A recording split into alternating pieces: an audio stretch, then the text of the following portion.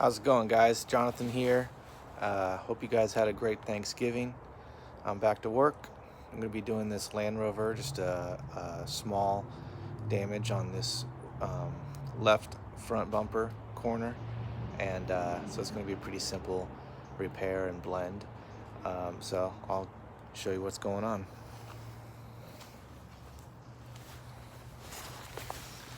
All right, so we got this area right here.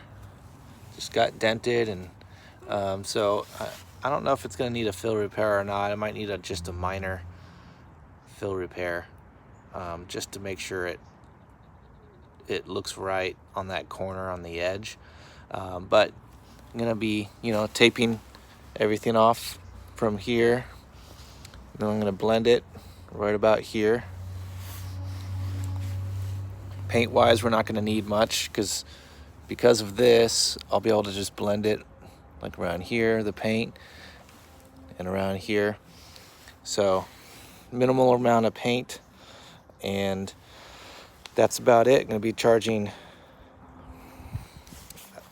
$350 for that, and it'll probably be about an hour and a half from beginning to end.